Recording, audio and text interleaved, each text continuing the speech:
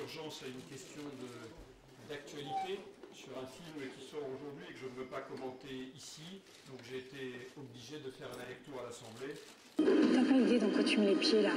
Les flics surveillent tout le monde. Ils font tout pour nous coincer, pour qu'on arrête leurs pachos et les fringues. Et vous ramenez encore cet état dans l'immeuble? Pas dans l'immeuble, chez moi. Oui, bah c'est interdit. Vous êtes seul? C'est pas bon, ça chez les gens comme ça. Vous allez être mis en examen, monsieur Calma, pour aide à personne en situation irrégulière. Tu cherches partout, Simon, ils vont pas ton préventif. Celui-là, c'est ça. Et vous êtes sûr qu'il est parti? Oui, sûr.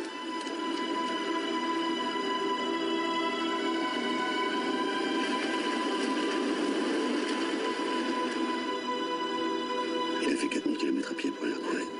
Et maintenant, il veut traverser la Manche à la nage. Moi, quand t'es parti, j'ai même pas été foutu de traverser la rue pour t'attraper.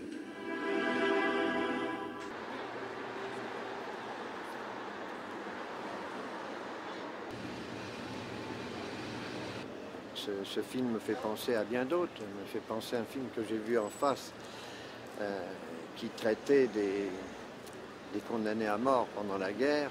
Je comprends la polémique du côté du metteur en scène, Del Murray, mais je ne la comprends pas du côté de Besson. J'ai vécu moi-même des moments dans ma jeunesse où l'aide des personnes, je pense que la majorité des personnes, comme je pense qu'à Calais, c'est le cas. Et donc je trouve que Besson aurait dû ne pas répondre. Et qu'effectivement, peut-être, il fallait peut-être pas comparer la police de Calais avec la police de Vichy, mais il y a quand même des similitudes. Et ce qui m'intéresse plus, et peut-être pas tout à fait assez traité dans le film, c'est les bénévoles, les aidants, qui à Calais, comme pendant la guerre, je pense, étaient quand même la majorité. C'est pour ça qu'en France, il y a eu moins de morts qu'ailleurs. Vous-même, vous êtes juif? Oui, j'ai vécu ça.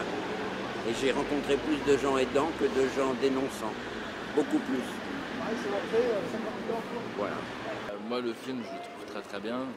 Et effectivement, c'est un gros problème aujourd'hui. Maintenant, l'État, dès que, voilà, au travers l'art, certains, que ce soit des réalisateurs, des chanteurs, voilà, tout art confondu, s'expriment sur des sujets de la société qui effectivement fâchent pour la politique actuelle, enfin les politiciens en place aujourd'hui. Donc effectivement, tout de suite, c'est la répression de leur côté. Et moi, le film, je le trouve vraiment très bien. Et je dirais bravo au réalisateur. Et dans ses propos, Philippe Lioré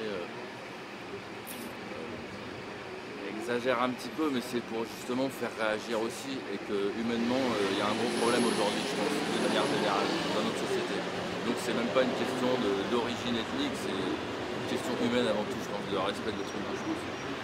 Je pense que le film est très touchant et assez bouleversant. Ça fait froid dans le dos de se dire que ça se passe en France.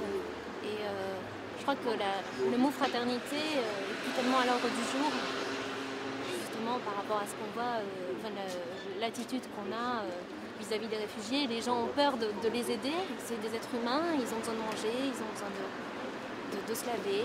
Et on n'a plus le droit de le faire. Et je trouve que c'est important d'en parler et que c'est pas normal. Voilà. Je crois que ce film, il montre des choses, je pense, réelles, hein, parce que j'ai lu.